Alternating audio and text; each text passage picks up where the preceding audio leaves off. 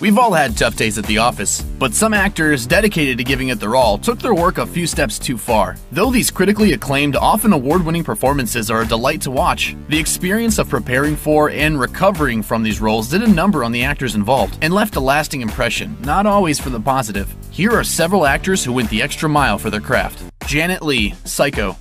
Academy Award-winning actress Janet Leigh is known mainly for one role, playing the character who gets stabbed to death in a shower early on in Alfred Hitchcock's Psycho. The scene terrified millions, including Leigh. After filming Wrapped, she never felt comfortable in a shower again. In interviews, Leigh noted that she stopped taking showers after watching the scene. I still don't take showers.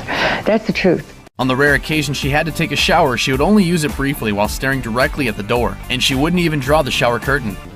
Isabelle Adjani, Possession.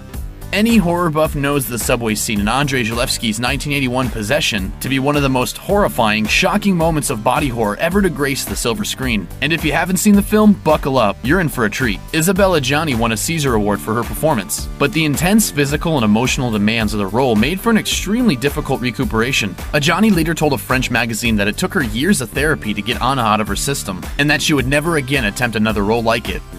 Adrien Brody, The Pianist.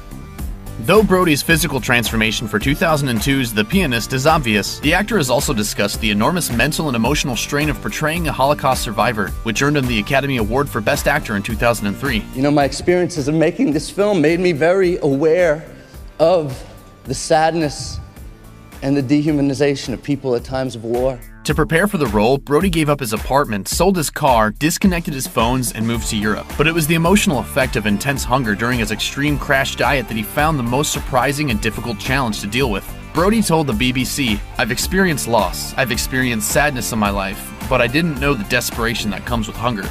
There were moments when he wasn't sure he'd get out of the experience with his sanity intact, saying it took a year and a half to, quote, settle back into things. Colin Firth, The King's Speech. Colin Firth plays the future King of England, George VI, in the Oscar-winning The King's Speech, and has to give a number of speeches in addition to a number of other royal duties. The film has a villain of sorts in the form of a near-debilitating stammer that ruins nearly every speech George gives until he hires a vocal coach. Prince Albert, Frederick, Arthur, George.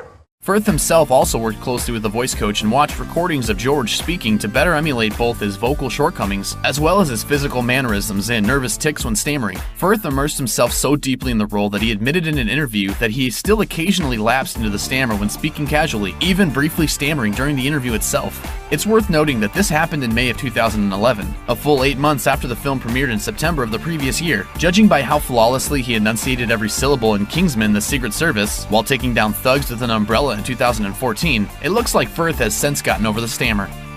Hugh Laurie, House.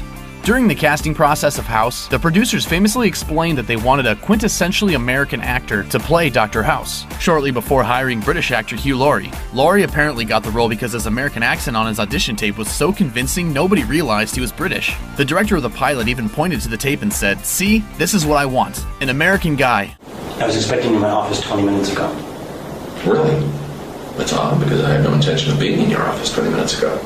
Laurie also really went for it when it came to walking with a limp to portray the cane-using House. So much so, the actor still walked with a limp in 2015 after 8 straight years of pretending to have one on set. Laurie also reportedly attempted to ease the load on his leg by occasionally switching the leg with the limp, something he claims nobody ever noticed or called him on during filming, or in the years since the show ended. Apparently, Laurie's acting is so good he can make people overlook both his Britishness and the fact he didn't always limp with the same leg, despite that being a defining aspect of the character. Bob Hoskins, Who Framed Roger Rabbit.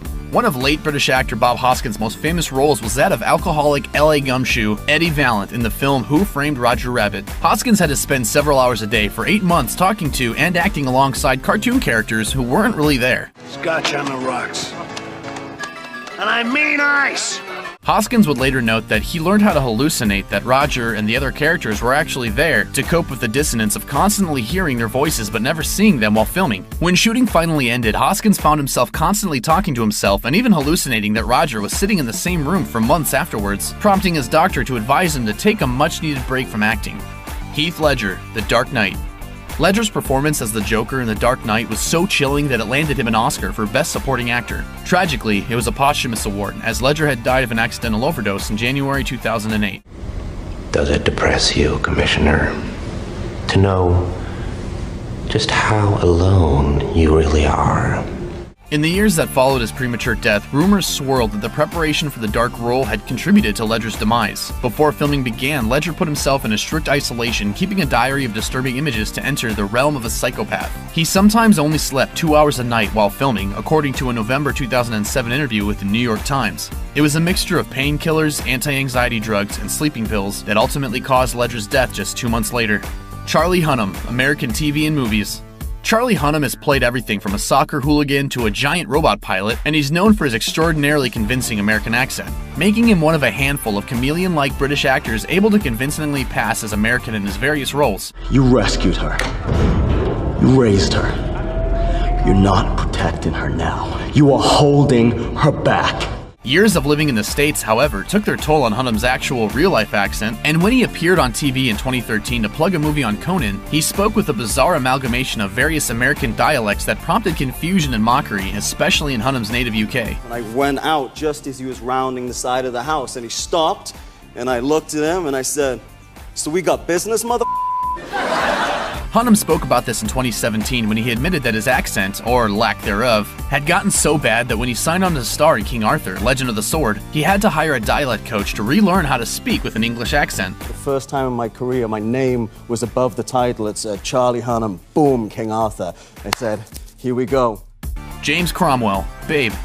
James Cromwell is the kind of actor whose appearance is so distinctive most people know his face, but not his name. He scored one of his few leading film roles in 1995's Babe, in which he was upstaged by a talking pig. But it all worked out, given that it was not only a massive hit, but it changed Cromwell's life, turning him from a guy who occasionally flirted with vegetarianism into a vegan. Cromwell has called the experience of making the film a turning point in his life, recalling in an interview with Vice that he was profoundly affected by seeing a small piglet react to being put onto a patch of grass. He said, quote, "When that little pig was put down on that big pitch and saw the blue sky and the green grass and the sea, that pig just took off and said, I don't want any part of this. I'm out." Cromwell has been an ardent supporter of animal rights ever since, especially pigs, which understandably now have a small place in his heart thanks to Babe and its sequel, Babe 2, A Pig in the City. I know that I'm aware of their suffering, and I know that I have an obligation to talk about their suffering and to do something about their suffering.